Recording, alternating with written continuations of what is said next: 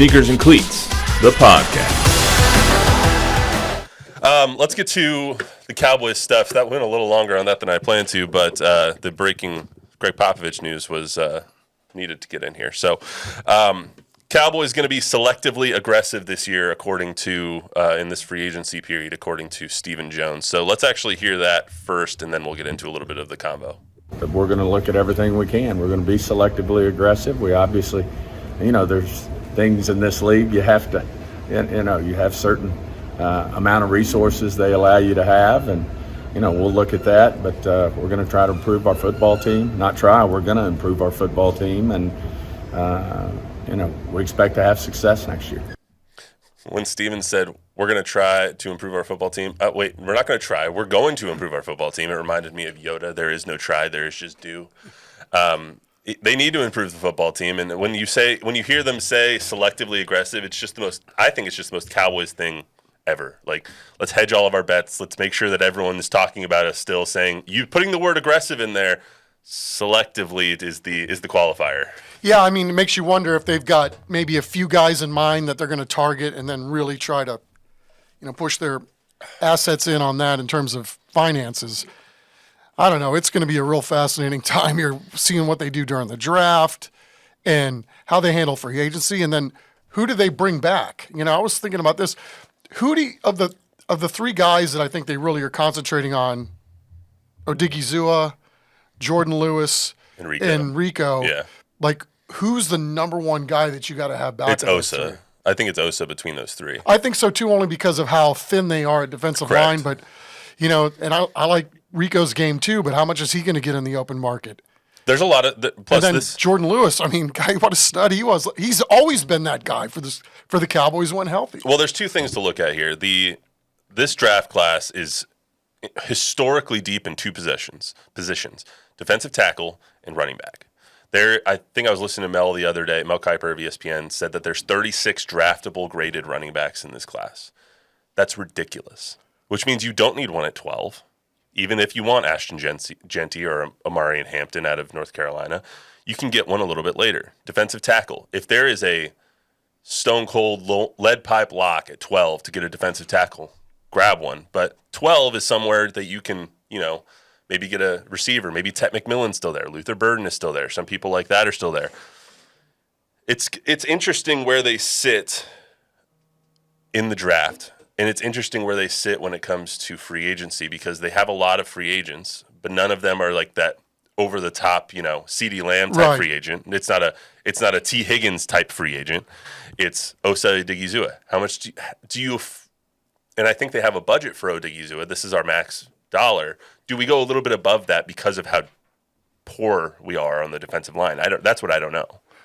Yeah, I don't know either. When it comes to selectively aggressive, though, that's where you could see something like that happening. Does he mean selectively aggressive with our own guys? Does he mean selectively aggressive with re-signing Micah and maybe Deron Bland? Does he mean going to get a big name in free agency? I would say probably not on the last one. But it leaves a lot for interpretation when you hear a comment like that from Stephen Jones. That's going to be fun. We got the Combine this week. We got local guys working out, getting ready for the NFL draft.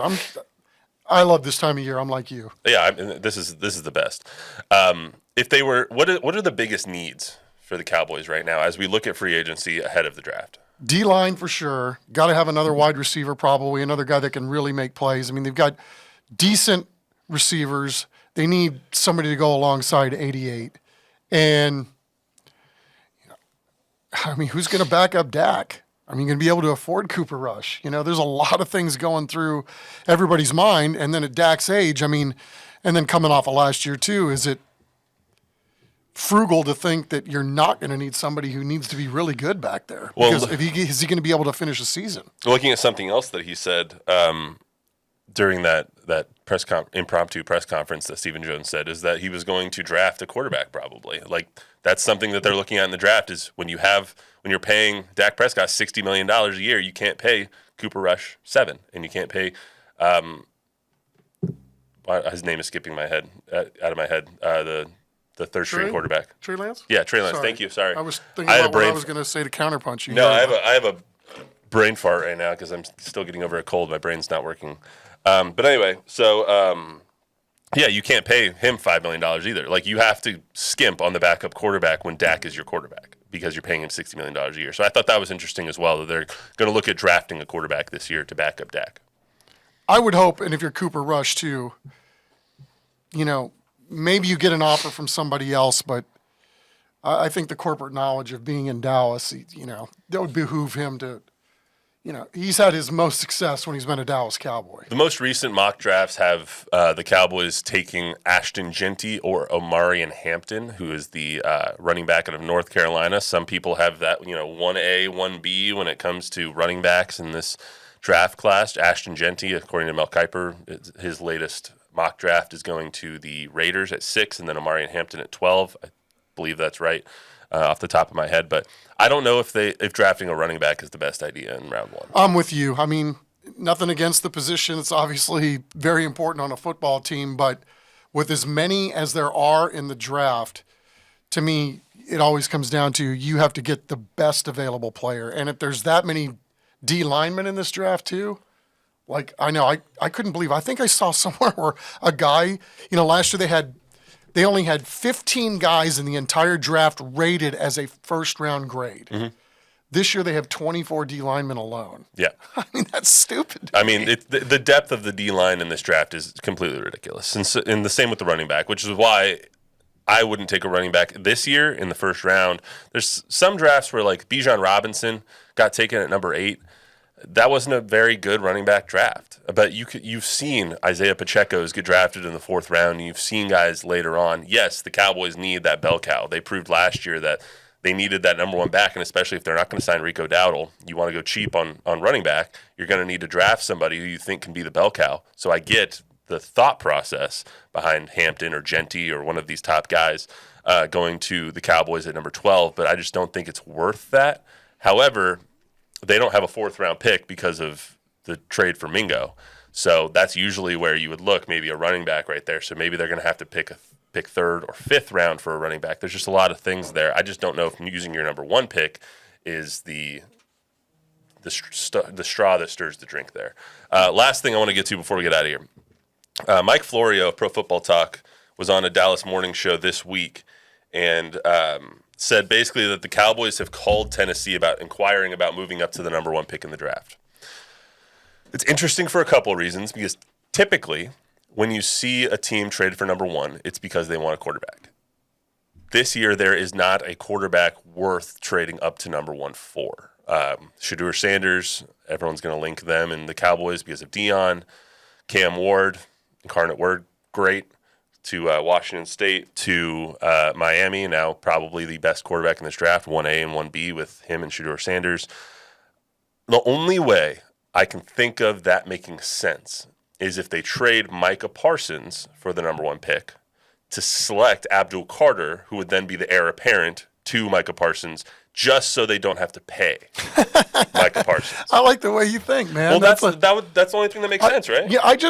Yeah, I mean, it is fascinating to me. Like, to me, if you're the Cowboys where you're at, and if there are that many running backs and defensive linemen in this draft, don't you trade down at 12? Yeah, that would make more sense to me. To get another first-round pick or to get another second-round pick or do something. That's what I would do. I mean, they need bodies, and they need bodies that are working under rookie contracts. Yeah, exactly. And that's why I trading up to 1 makes sense only in that scenario for me, because Abdul Carter, to me, is the number 1 guy in this draft. Yes, Travis Hunter can play 2 positions, and he's all the rage right now because of his hype and because of how good he is. He's phenomenal, and I don't want to denigrate Travis Hunter. He just won the Heisman Trophy because he's an absolute wonder human being and football player. However, I would say that Abdul Carter would be who I would take. Me too. If I had the number 1 pick in the draft. And that's the only way that makes sense to me, that the Cowboys don't give up future 1s, because if you're trading from 12 to 1, you're giving up this year's 1 and next year's 1 and the year after that's 1.